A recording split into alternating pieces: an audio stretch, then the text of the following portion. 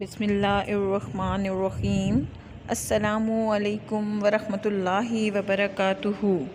Dear students, blooming scholars academy سے video lectures کا سلسلہ جاری و ساری ہے۔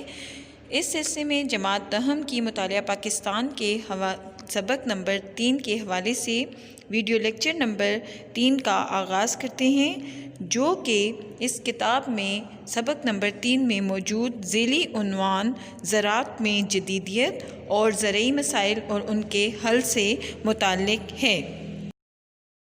تو پیارے بچوں، آپ سب اپنی اپنی کتاب کا صفحہ نمبر 85 یعنی 85 کھولیے، جس پر آپ کا عنوان ہے زراعت میں جدیدیت۔ پچھلے ویڈیو لیکچر نمبر 2 آپ کے تیسرے سبق کے حوالے سے جو آپ کا دوسرا ویڈیو لیکچر دیا گیا ہے، اس میں آپ معیشت کے اہم شعبے کے حوالے سے زراعت کا ابتدائی حصہ پڑھ چکے ہیں کہ زراعت سے کیا مراد ہے، اور زرعی پیداواری صلاحیت جو پاکستان میں ہے اس کے مسائل اور پیداوار میں اضافے کے لیے اقدامات سے متعلق ہم نے پڑھا ہے۔ آج کا ہمارا ٹاپک ہے زراعت میں جدیدیت یعنی ماڈرنائزیشن، کہ کس طرح سے آپ زراعت میں جدیدیت پیدا کر کے اپنے خود کفالت کی منزل کو حاصل کر سکتے ہیں۔ جیسا کہ آپ جانتے ہیں کہ ہماری زراعت جو ہے وہ پسماندگی کا شکار ہے، جبکہ ترقی یافتہ ممالک میں جدید ترین مشینوں کے ذریعے کھیتی باڑی ہوتی ہے، اور ہمارے ملک میں پرانے اور روایتی طریقے استعمال ہوتے ہیں، جس سے فی ایکڑ پیداوار میں خاطر خواہ اضافہ نہیں ہو رہا۔ تو زراعت میں جدیدیت کے حوالے سے ہمارا جو پہلا پوائنٹ ہے، تو جو پہلا قدم ہوگا وہ ہوگا بیٹا مشینوں اور کھادوں کا استعمال۔ جیسے کہ آپ جانتے ہیں کہ پاکستان میں زرعی شعبوں میں مشینوں کے استعمال سے پیداوار میں بہت زیادہ اضافہ ہوا ہے۔ زمین کی تیاری اور کاشت کے لیے ٹریکٹر اور ڈرل کا استعمال، کٹائی کے لیے کمبائن ہارویسٹر کا استعمال، اور زمین کو ہموار کرنے کے لیے لیزر لینڈ لیولنگ ٹیکنالوجی کا استعمال ہو رہا ہے، اور بہترین کھادوں کے استعمال سے بھی فی ایکڑ پیداوار میں کافی اضافہ ہوا ہے۔ جیسا کہ آپ جانتے ہیں کہ ہم نے اب جو زراعت میں جدیدیت لائی ہے، جو اس شعبے کو ماڈرنائز کیا ہے، تو اس سے ہمیں یہ فائدہ ہوا ہے کہ جب سے ہم نے مشینوں کا استعمال کرنا شروع کیا ہے، جیسا کہ پہلے جو ہے کئی دن لگتے تھے بیٹا، اور زمین کی بوائی پھر اس کی کٹائی کے لیے بہت زیادہ دن صرف ہوتے تھے، بہت زیادہ محنت کرنا پڑتی تھی، لیکن اب ٹریکٹر، ڈرل، کمبائن ہارویسٹر اور لیزر لینڈ لیولنگ ٹیکنالوجی کے استعمال سے نہ صرف وقت کی بچت ہوئی ہے، بلکہ فی ایکڑ پیداوار میں بھی خاصی حد تک اضافہ ہوا ہے۔ زراعت میں جدیدیت کے حوالے سے پوائنٹ نمبر 2 ہے آپ کا بیٹا اچھے بیجوں کا استعمال۔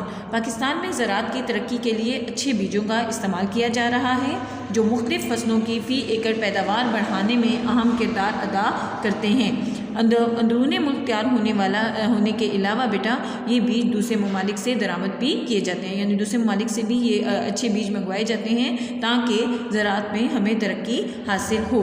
پوائنٹ نمبر 3، کیڑے مار ادویات، کہ ہمارے ملک کی آب و ہوا فصلی بیماریوں اور کیڑے مکوڑوں کے لیے سازگار ہے۔ جیسے کہ آپ جانتے ہیں بیٹا کہ ہمارے ملک کی جو آب و ہوا ہے اس میں اس کے باعث فصلی بیماریاں پیدا ہوتی ہیں، کیڑے مکوڑوں کے لیے بھی یہ آب و ہوا خاصی حد تک سازگار ہے۔ اس سلسلے میں اندرون ملک کیڑے مار ادویات تیار کرنے کے علاوہ کئی مفید ادویات درآمد کی جاتی ہیں، اور ان کا استعمال ہوتا ہے تاکہ فصلی بیماریوں اور کیڑے مکوڑوں کو ختم کیا جا سکے اور پیداوار میں مزید اضافہ ہو سکے۔ آپ کا پوائنٹ نمبر زراعت میں جدیدیت کے حوالے سے پوائنٹ نمبر 4 ہے آبپاشی کے نظام میں بہتری۔ جیسا کہ آپ جانتے ہیں بیٹا کہ پاکستان میں بہت سی ایسی جگہیں ہیں جہاں پہ آبپاشی کے بہتر نظام نہ ہونے کی وجہ سے بہت سی زمینیں جو ہیں وہ کاشت کے قابل نہیں ہوتی، تو اس کے لیے نہری نظام میں بہتری، ڈیموں کے پانی ذخیرہ کرنے کی صلاحیت میں اضافہ اور بیراجوں کی تعمیر سے پاکستان میں آبپاشی کے نظام میں بہتری ہوئی ہے، اور روایتی کھالوں کے بجائے اصلاح کردہ کھالوں سے آبپاشی کی جا رہی ہے۔ آبپاشی کے لیے ڈرپ اور سپرنکلر جیسے کفایتی اور جدید طریقوں کا استعمال بھی ہو رہا ہے، یعنی آبپاشی جو ہے ڈرپ اور سپرنکلرز کے ذریعے بھی کی جاتی ہے۔ پوائنٹ نمبر 5 آپ دیکھیں بیٹا سیم و تھور۔ جیسا کہ آپ جانتے ہیں زیر زمین پانی کی زیادتی سے سیم اور زیر زمین پانی کی کمی سے تھور جنم لیتا ہے، اور اگر زمین سیم زدہ ہوگی یا تھور زدہ ہوگی تو دونوں صورتوں میں یہ زراعت کے لیے یا زرعی پیداوار کے لیے مفید نہیں ہوتی۔ تو سیم و تھور جیسے مسئلے پر قابو پانے کے لیے مختلف منصوبے بنائے گئے ہیں، جس سے سیم زدہ وسیع رقبہ دوبارہ کاشت کے قابل بنایا گیا ہے۔ مزید علاقوں کو سیم زدہ ہونے سے بچانے کے لیے بھی اقدامات کیے جا رہے ہیں۔ پوائنٹ نمبر 6 ہے بیٹا آپ کا نئی سڑکیں۔ جیسا کہ آپ جانتے ہیں کہ کاشتکاروں کو اپنی اجناس منڈیوں تک لانے میں دشواری کا سامنا کرنا پڑتا ہے۔ اور جیسا کہ آپ کے دیہات میں جس طرح سے پہلے آپ نے دیکھا ہوگا کہ بہت سے دیہات ایسے ہیں جہاں پہ سڑکوں کا نظام جو ہے وہ درست نہیں ہے۔ اس حصے میں بعض دور دراز علاقوں میں نئی سڑکیں بنائی گئی ہیں تاکہ وہاں سے اجناس کو منڈیوں تک لانے میں کاشتکار کو دشواری نہ ہو اور وہ اس عمل کو بآسانی سر انجام دے سکے۔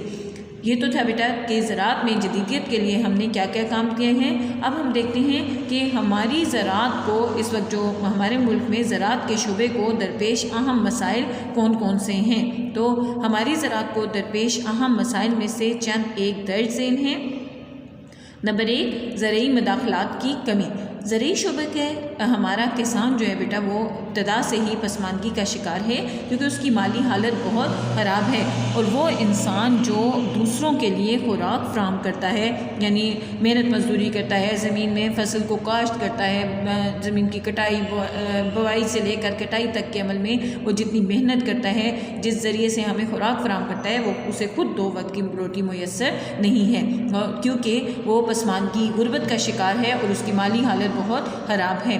اچھے بیج، کیمیائی کھادیں، کیڑے مار ادویات، ٹریکٹر، تھریشر، ہارویسٹر اور آپاشی کے جدید ذرائع جیسے مداخلات جو ہیں بیٹا ظاہری سی بات ہے اس کے لیے اس کے پاس سرمائے کی کمی ہے، اور اس کی فراہمی اور ان کا استعمال ایک اوسط درجے کے کسان کے لیے نہایت مشکل ہے۔ زراعت کے مسائل کے حوالے سے بیٹا دوسرا ہمارا پوائنٹ ہے قابل کاشت رقبہ کا غیر مؤثر استعمال۔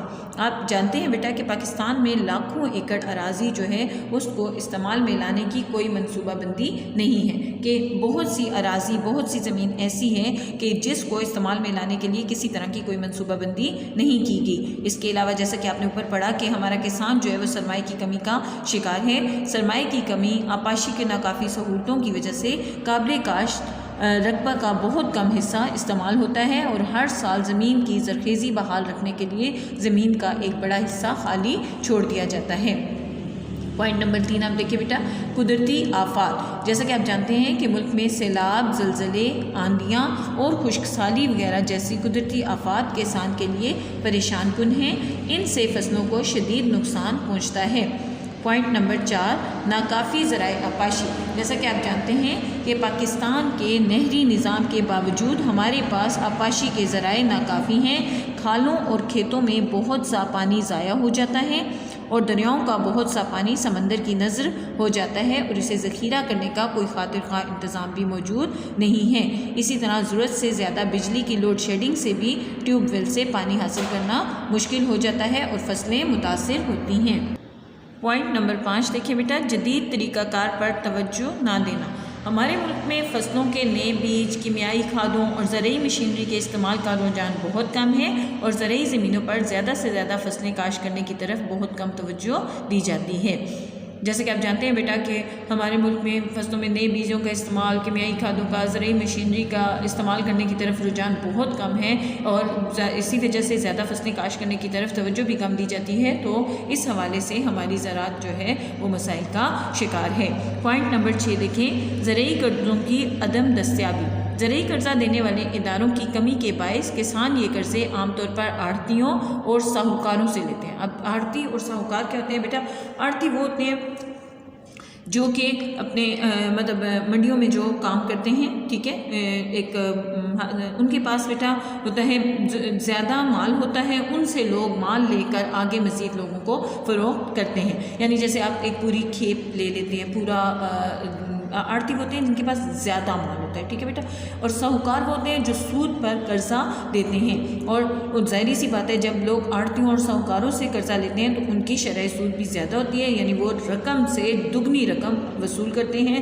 اس طرح وہ کسانوں کا استحصال یعنی حق مارتے ہیں، اور اس سے کسان جو ہے وہ پریشانی کا شکار رہتے ہیں۔ پوائنٹ نمبر 7 دیکھیں بیٹا سیم و تھور۔ ہماری زرعی زمین کا جیسا کہ میں نے آپ کو پہلے بھی بتایا کہ ایک بڑا حصہ جو ہے وہ سیم و تھور کی وجہ سے قابل کاشت نہیں رہتا، اور ہر سال بہت سی زمین جو ہے وہ کٹاؤ کا شکار ہو جاتی ہے، اور زرخیز رقبہ جو ہے وہ کم ہو جاتا ہے۔ پوائنٹ نمبر 8 اچھے ذرائع نقل و حمل کی کمی۔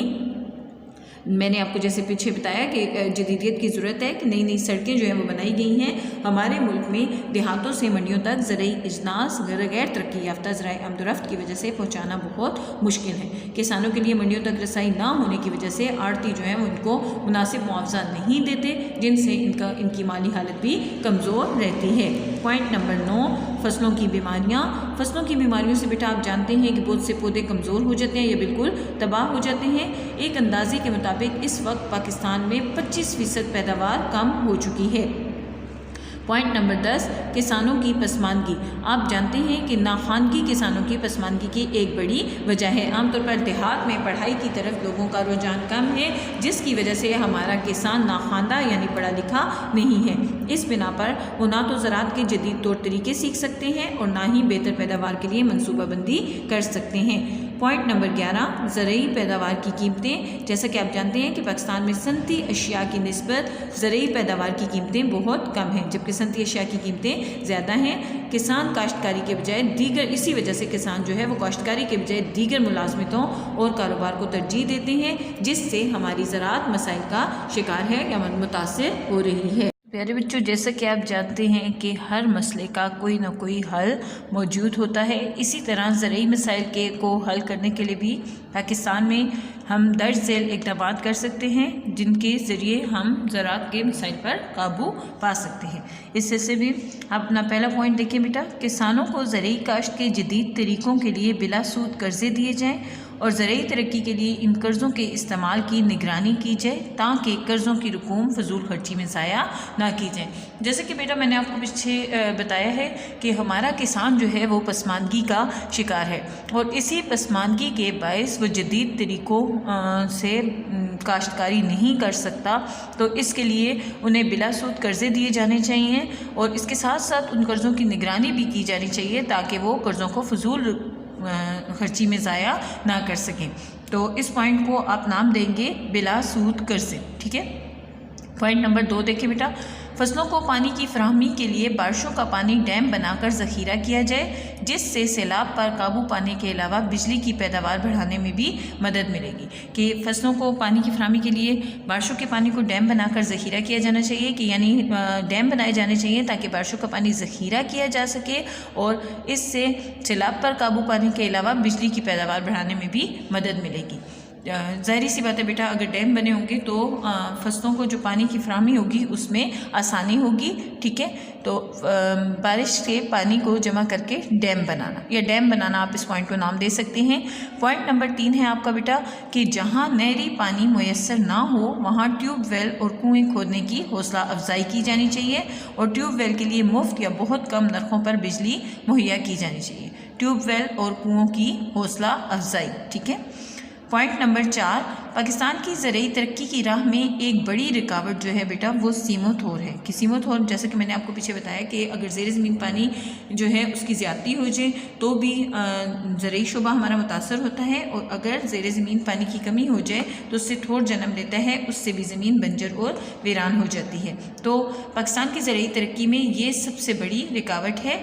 इसकी वजह से ज़रूरी ज़मीन काबिल काश्त नहीं रहती, और इस बीमारी पर काबू पाने के लिए तवीलुल मुद्दत मनसूबाबंदी की ज़रूरत है, ताकि काबिल काश्त रकबे को ख़राब होने से बचाया जा सके।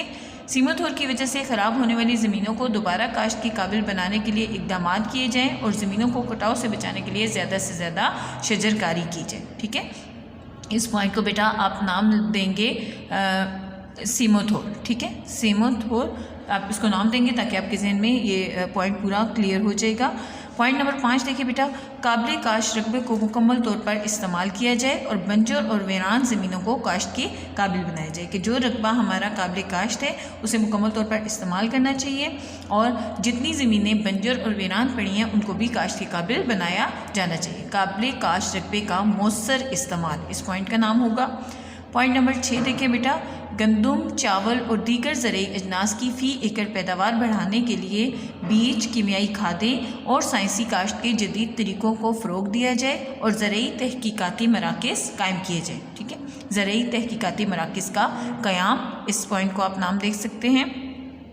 یعنی یا آپ اس کو بیٹا یہ نام بھی دے سکتے ہیں سائنسی کاشت کے جدید طریقوں کا فروغ، کہ گندم، چاول، دیگر زرعی اجناس جو ہیں ان کی پیداوار کو بڑھانے کے لیے اچھے بیجوں کا استعمال کرنا چاہیے، کیمیائی کھادوں کا استعمال کرنا چاہیے اور سائنسی کاشت کے جدید طریقوں کو فروغ دینا چاہیے، تاکہ اس کے لیے ظاہری سی بات ہے کیونکہ ہمارا کسان جو ہے وہ پسماندگی کا، ناخواندگی کا شکار ہے، تو اس کے لیے زرعی تحقیقاتی مراکز بھی قائم کیے جانے چاہیے جو ان کی حوصلہ افزائی کر سکیں یا ان کی رہنمائی ان کو دے سکیں۔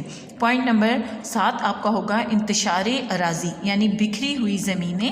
انتشار اراضی کے نقصانات سے کسان کو بچانے کے لیے اشتمال اراضی کے لیے آسان اور بہترین قانون سازی کی جائے۔ اشتمال اراضی کیا ہوتا ہے بیٹا؟ زمین کے چھوٹے چھوٹے ٹکڑوں کو اکٹھا کرنے کو اشتمال اراضی کا نام دیا جاتا ہے، یعنی زمینیں جو بکھری ہوئی ہیں ان کو ایک ساتھ کر کے کرنے کے لیے آسان اور بہترین قانون سازی کی جائے، تو اس پوائنٹ کو آپ نام دیں گے اشتمال اراضی۔ پوائنٹ نمبر 8 ہے سیلابوں اور دیگر ناگہانی آفات سے بچاؤ کی تدابیر کی جائے۔ دریاؤں کے پیندے کو گہرا کرنے کے علاوہ کناروں پر پشتے بھی تعمیر کیے جائیں تاکہ دریاؤں کا پانی جو ہے وہ ارد گرد نہ پھیل سکے۔ پوائنٹ نمبر 9 دیکھیے زرعی اجناس کی بہتر قیمتوں کے ذریعے کاشتکاروں کی حوصلہ افزائی کی جائے اور زراعت پر مبنی صنعتوں کو فروغ دینے کے لیے کسانوں کو مفت مشورے اور بنیادی ضروریات بھی فراہم کی جائیں۔ ان صنعتوں کو متعلقہ علاقوں کے قریب ہی قائم کیا جائے۔ اس پوائنٹ کو آپ نام دیں گے کاشتکاروں کی حوصلہ افزائی۔ آپ کا پوائنٹ نمبر 10 ہے منڈیوں تک زرعی اجناس پہنچانے کے لیے ذرائع نقل و حمل کو ترقی دی جائے اور کسانوں کے مفادات کو منڈیوں میں تحفظ فراہم کیا جائے۔ منڈیوں کے نظام کو جدید بنایا جائے تاکہ کسانوں کی حوصلہ افزائی ہو اور زراعت ترقی کرے۔ اس پوائنٹ کو آپ نام دیں گے بیٹا ذرائع نقل و حمل کی ترقی۔ ٹھیک ہے، مجھے امید ہے کہ آپ کو یہ پورا عنوان زراعت کے حوالے سے اچھے طریقے سے سمجھ میں آ گیا ہوگا۔ اسے ہم نے 2 ویڈیو لیکچرز میں ڈیوائڈ کیا ہے۔ آپ نے اس کو اسی طرح سے 3 نشستوں میں الگ الگ پوائنٹ کے طور پر یاد کرنا ہے۔ شکریہ۔